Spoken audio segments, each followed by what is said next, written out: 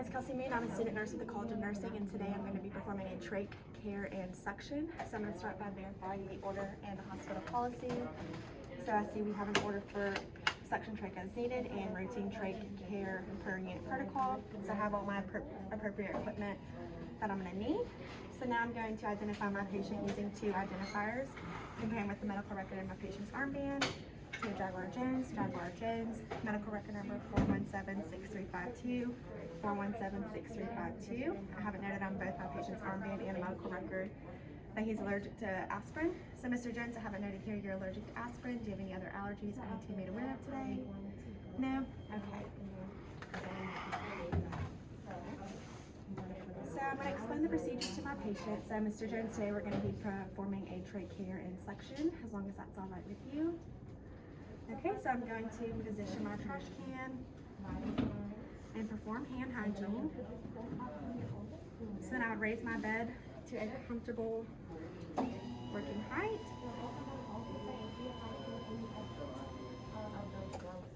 Okay, and lower one material.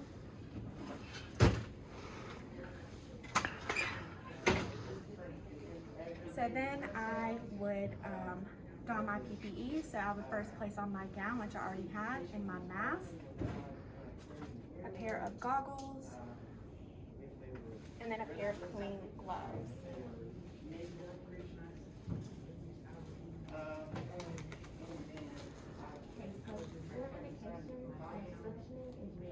So next I'm going to assess my patient for signs and symptoms of upper and lower airway obstruction requiring suctioning, such as abnormal respiratory rate, adventitious lung sounds, nasal secretions, gurgling, drooling, phlebitis in the mouth, coughing without clearing airway secretions, or adventitious lung sounds.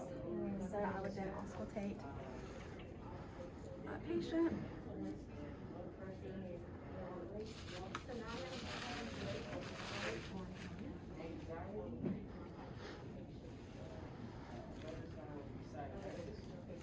Okay.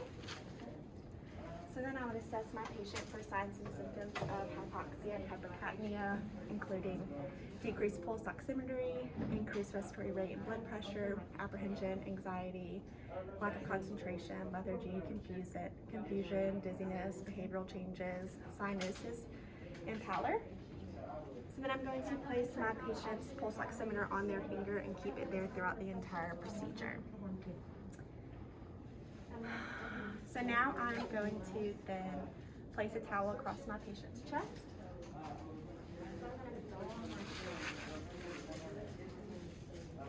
To protect their gown from. So then I would set my suction to 100 to 150 millimeters of mercury, making sure to not exceed 180 millimeters of mercury, and then set my oxygen to 100% FiO2. So now I'm going to grab my suction kit, and I'm going to open it using a septic technique. So then from here I'm going to remove my clean gloves and don a pair of sterile gloves.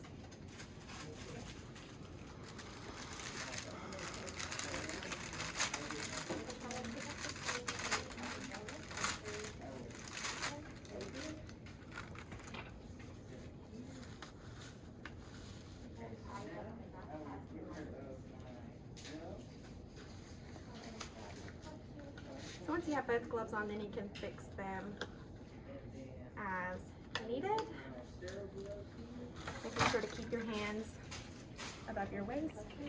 So I'm going to first pick up my normal saline and remove the cap, placing it on my bedside table, cap up, and then remove my suction catheter and replace my normal saline.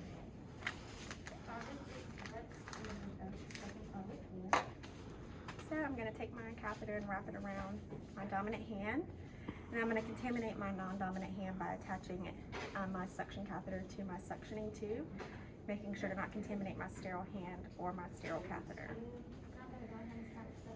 So after that, I'm going to gently place on my patient's ambu bag set to 100% FiO2, and I'm going to slowly hyperoxygenate my patient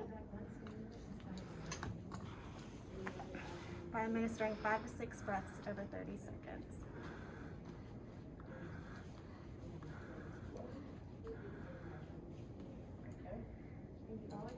I need to ensure proper functioning of my suction catheter. So I'm going to insert my suction catheter into my saline and lubricate it, and place my non-dominant thumb over the vent to ensure proper functioning. So now, without applying suctioning, I'm going to slowly insert my patient's or the suction catheter, making sure not contaminate it with my PPE, my patient, or the outside cannula. So I'm going to slowly insert, and once resistance is met or my patient coughs, I'm going to slowly withdraw about 2 inches, and then apply intermittent suctioning by placing my non-dominant thumb over the air vent and slowly rotate, no longer than 15 seconds. So then I'm going to then dip it, rinse my catheter, and then slowly hyperoxygenate my patient again. So I would stop suctioning if there is a 20 beat per minute change in my patient's pulse, or if my patient's oxygen saturation drops below 90% or 5% from baseline. So I'm going to repeat this procedure based on my patient's response and the presence of secretions. So again, I've already lubricated my catheter. Slowly insert, timing it with inspiration. Pull back about 2 inches once resistance is met, and then slowly withdraw and applying intermittent suctioning. And then again, dip. And then hyperoxygenate my patient.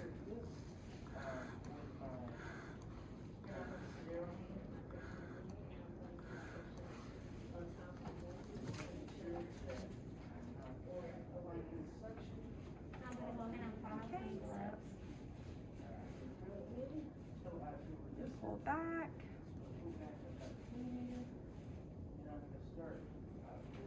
Okay, and then rinse, and then after the last pass, you want to hyperventilate your patient. Again, administering 5 to 6 breaths over 30 seconds. And then you want to quickly replace your patient's O2 therapy. So now I'm going to disconnect my suctioning catheter from my suctioning tube, and we'll remove that into my glove.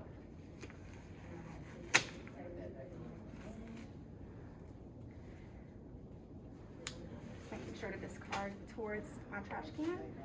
So I then perform hand hygiene and then place on another pair of clean gloves. So now I'm going to compare the respiratory assessment before and after suctioning.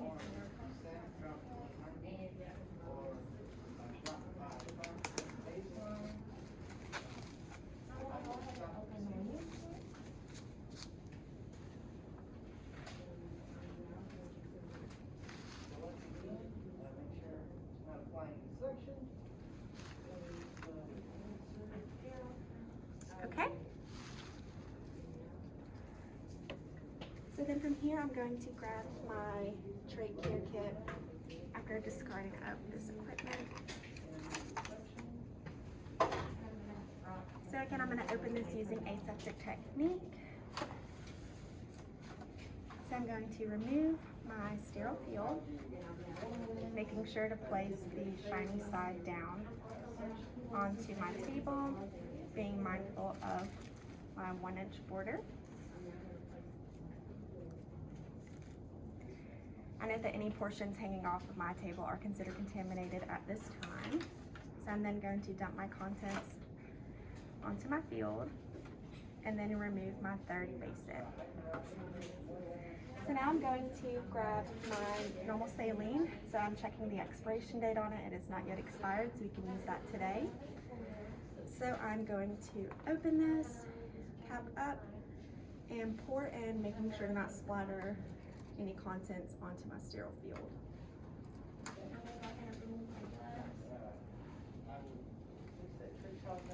Okay, and then I'm going to replace the cap and set this to the side. So now I'm going to remove my patient's inner cannula and place it into my first basin. So I'm going to remove the O2 therapy and secure my patient's faceplate as I remove the inner cannula.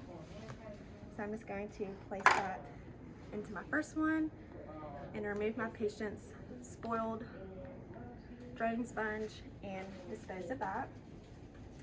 So now from here, I'm going to remove my clean gloves and don a pair of sterile gloves.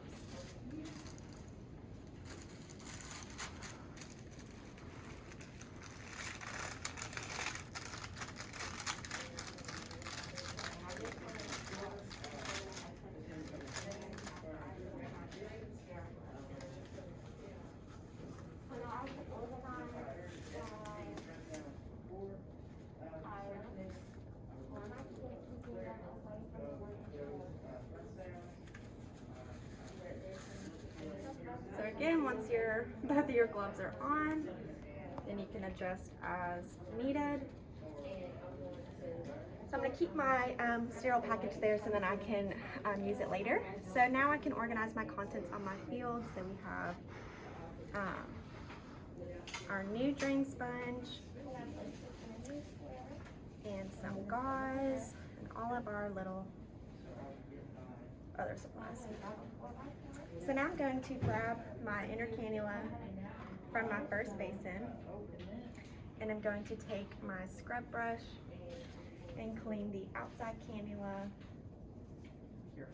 and the inner lumen.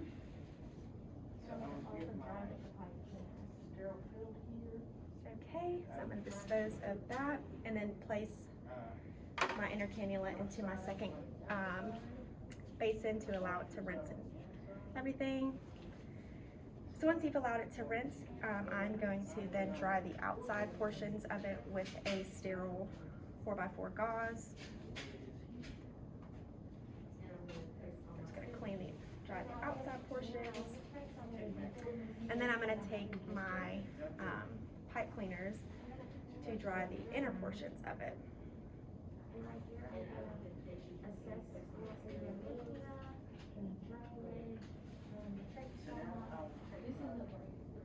Okay, so I'm going to dispose of that.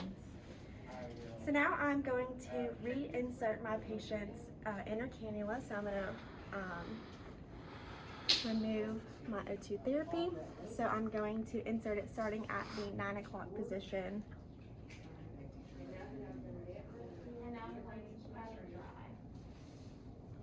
And turn into the 6 o'clock position and lock it in place using a locking mechanism and replace my O2 therapy.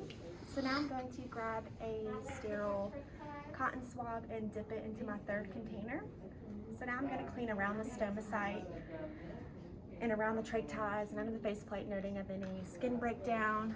So I'm looking for any erythema, blistering, discoloration. So I'm going to lift up my patient's faceplate and clean in 2 to 4 inches in all directions. And then I'm going to grab the second swab and clean the top of it. So again, lifting up my patient's faceplate in 2 to 4 inches in all directions. So I'm observing the stomach, the faceplate, and just where the trach ties are. And then after that, I'm going to grab another gauze and dip it into my saline. I'm going to clean the patient's faceplate while securing it. Okay, and then I'm going to grab a separate gauze, or you could grab a separate gauze to dry as needed. So now I'm going to prepare a new set of trach ties before removing my old trach ties. So I'm going to have one a little bit longer than the other. So I'm going to remove this and I'm going to insert it on this side.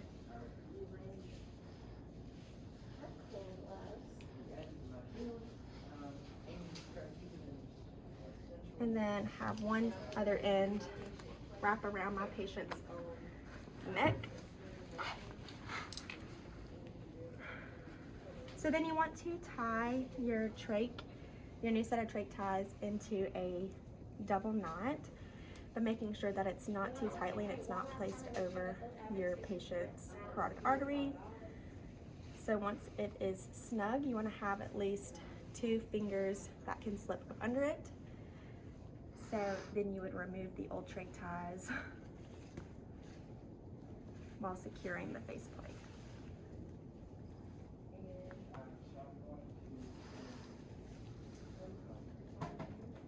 So normally you could have your pair of hemostat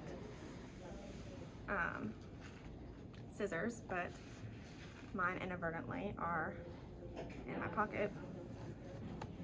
So once you carefully remove your old trach ties and put on new trach ties, then you can replace your patient's oxygen therapy. So now I would then reassess my patient's respiratory assessment before and after cleaning.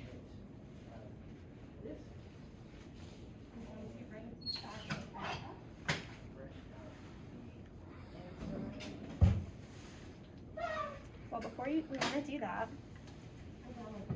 I'm going to want to remove my sterile gloves.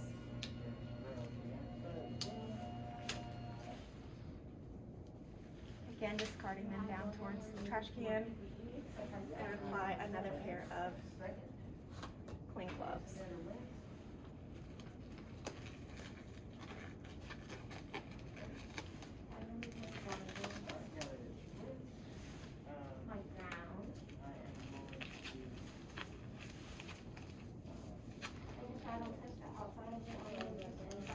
Sorry, I guess I grabbed a child size. Okay, so once you get your gloves on, then you can reassess your patient's respiratory assessment.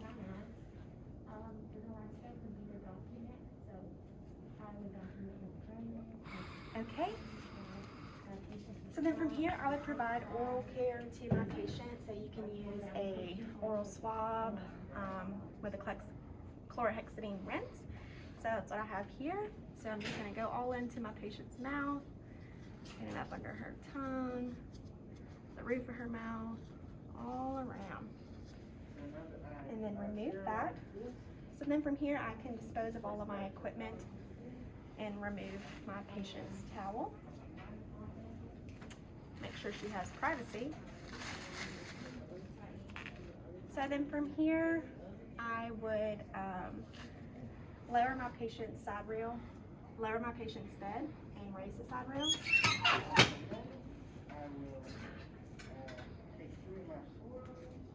Take off my patient's pull socks. Then lower the bed to its lowest position and make sure my patient's head of the bed is elevated at least 30 degrees. So then I would remove my PPE, so taking off first my gloves,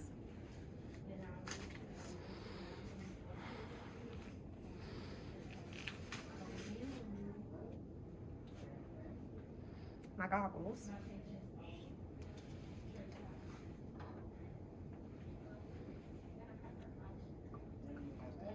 and then my gown.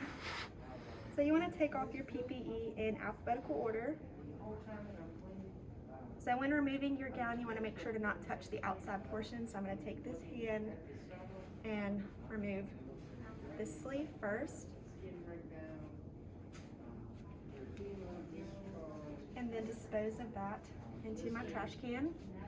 And then I would remove my mask if we were in a pandemic, but we are. So from here, I would then go to the nurse's station for documentation, and I would document the trach suctioning, noting the amount of secretions present, the type, my patient's response, and the respiratory assessment. And then I would document the trach care, noting the trach size and tube, and how my patient responded. So that completes my tracheostomy suction and care checkoff.